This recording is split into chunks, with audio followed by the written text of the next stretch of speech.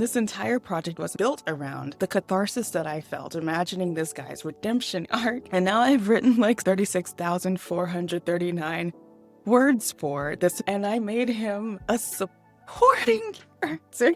What were we thinking? Incredible, amazing, stupendous, fantastic. Day 21 of writing my first novel as a neurodivergent author. I have not been doing these vlogs.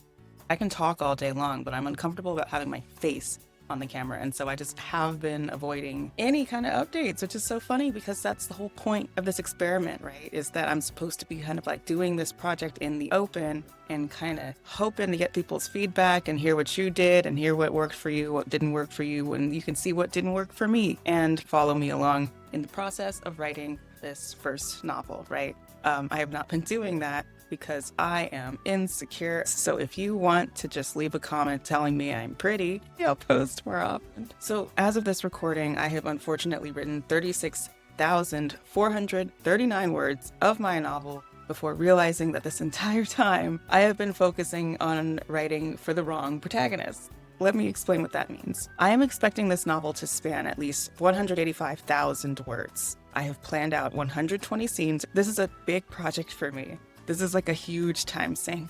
I want this to be good, at least to me and my community, and stories that readers want to read have strong writing, and part of strong writing means picking the right protagonist.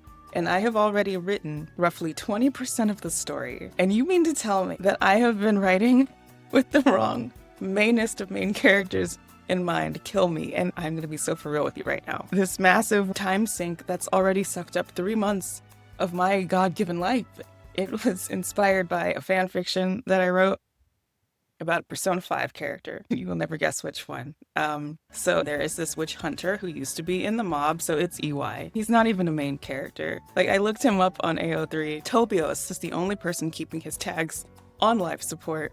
The fanfics are drying up, and I wrote one. Anyway, this story's about witches.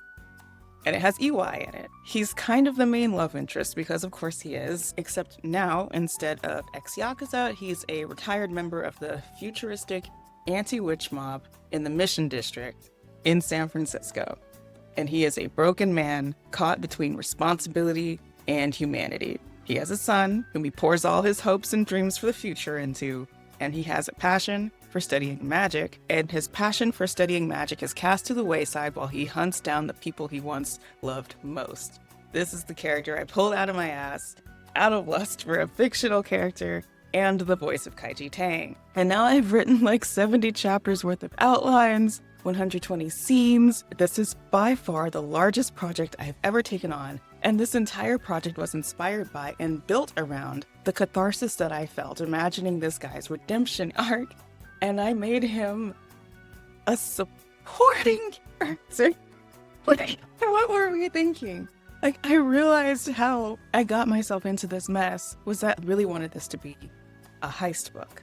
And not just any heist book, but like the next Gentleman Bastards series. Like, I wanted to look super smart, coming up with all of these like 3 steps ahead operations with overlapping plot lines because I have never met a heist I didn't absolutely love. I wanted to join the club of the best writers in the world, at least to me.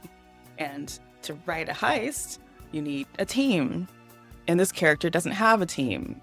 That's kind of the point. He's this guy who is supporting the team from the outside while living his own life full time, or at least that's what Gun Daddy's point was in Persona 5, the grown adult who sells teenagers guns so they can steal people's hearts and shit.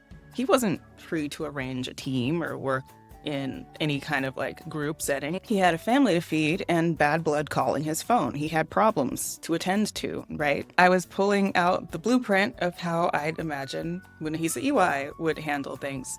But my character wasn't EY anymore. He was Lucas Itani, nationally recognized inventor and witch hunter, running from the consequences of his past while trying to secure his family's future. He's not relegated to a shop anymore. He's free to do wild shit and intimidate people and have quiet evenings camping with his son on the holidays. The story should be about him.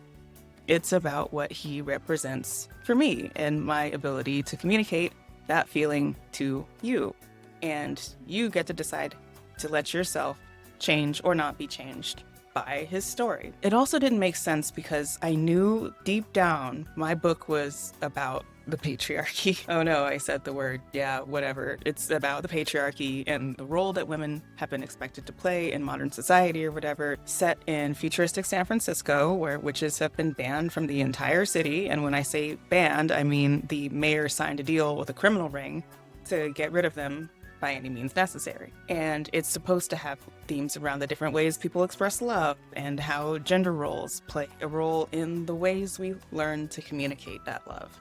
It's very bell hooks. All of my characters each have things that they're struggling with throughout the entire story, but they don't ever really figure out how to handle it for real until they meet a character who can understand and appreciate their communication style and what they're going through. It's this painfully hopeful feminist peace and love bullshit, but it is really sexy, so you should still tune in anyway.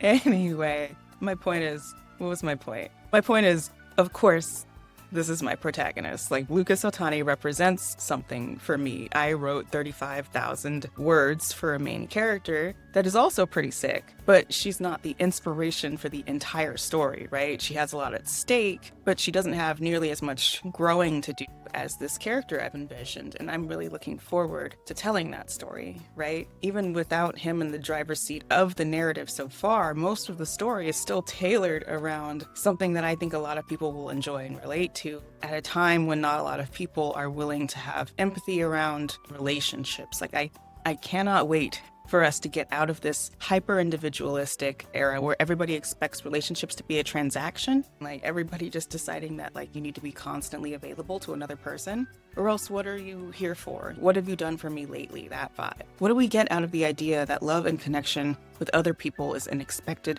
service or something that's owed to you? This story started off as a Persona 5 EY fanfic, but it turned into an urban fantasy where a bunch of struggling goobers in San Francisco decide to stop fucking around and fight on the same team for once, because we're stronger in community and there are way, way bigger fish to fry than each other. Thanks for watching to the end. This got a little bit more vulnerable than I was planning on, but hey, you deserve to know about my AO3 tags. This has been Aubrey.